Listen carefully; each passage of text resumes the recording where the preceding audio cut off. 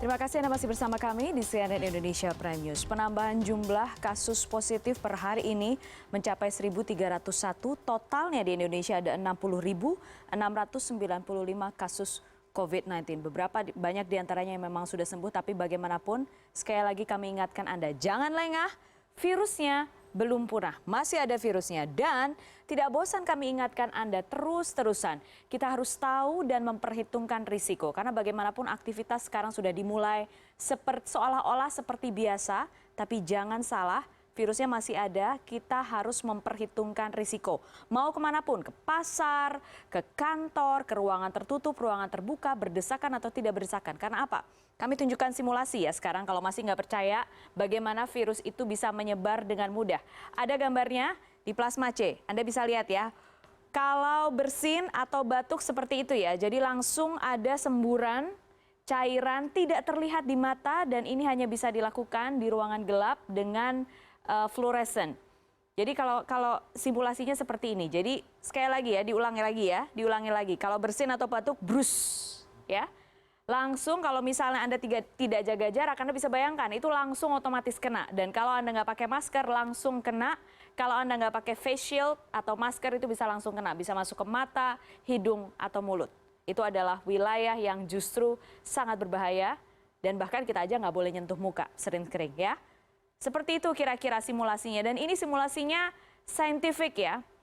Saintifik banget dan ini terjadi, tapi mungkin agak sulit dipercaya karena sekali lagi virusnya nggak kelihatan. Jadi orang seolah-olah nggak ada apa-apa, padahal seperti itu kenyataannya. Oke, berikutnya kita lihat apa yang harus dilakukan. Sekali lagi kami ingatkan Anda, hitung risiko dan selalu lindungi diri. Salah satunya kami ingatkan lagi ya, ini di angkutan umum. Sumbernya langsung dari BNPB Indonesia. Lindungi diri di angkutan umum. Caranya gimana? Pakai masker. Oke, sudah banyak yang pakai masker. Tadi sudah ada informasinya. Kalau bisa gunakan pakaian lengan panjang ya untuk menghindari bersentuhan langsung dengan kulit. Kemudian jangan lupa jaga jarak. Anda sudah lihat tadi kalau misalnya nggak jaga jarak, kalau misalnya kurang dari 1 meter, ketika bersin udah brus langsung bisa kena ya. Berikutnya, kalau naik ojol, pakai helm pribadi atau misalnya naik barengan sama teman-teman siapapun itu gunakan helm pribadi dan selalu bersihkan helmnya jangan lupa.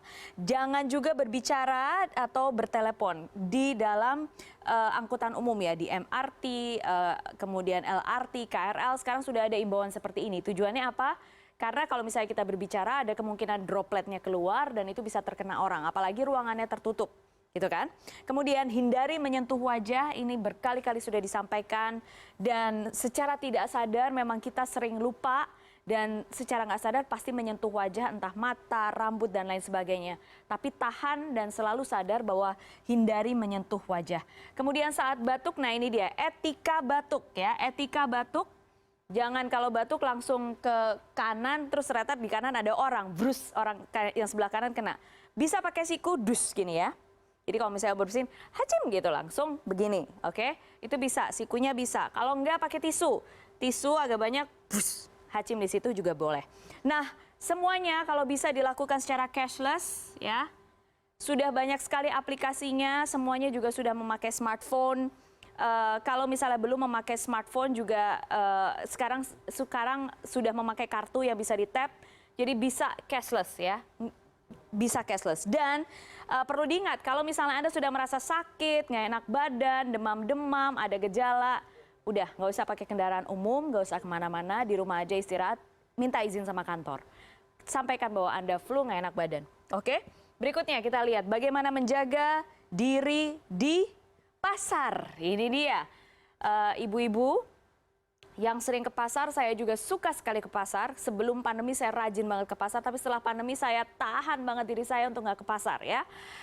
Pertama, kalau misalnya Anda sudah merasa pilek, demam ya, kalau misalnya suhunya udah lebih dari 37,3 ya, ini dia kalau udah merasa pilek, demam, batuk-batuk, bersin-bersin 2-3 hari, badan yang greges tuh apa ya, kayak sumeng-sumeng, suhunya nggak enak, pokoknya nggak enak badan, udah nggak usah kemana-mana, nggak usah ke pasar, karena apa?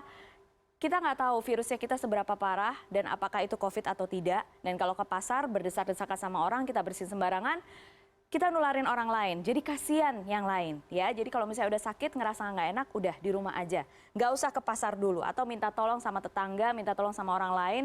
Atau bisa ada aplikasi, sekarang semua bisa belanja online, beli sayur juga sudah bisa online. Itu harus digunakan. Kalau sekarang harus ke pasar, sudah merasa sehat, ke pasar jangan lupa pakai masker. Kalau ada masker dipakai maskernya yang baik. Kalau ada face shield dipakai face shieldnya.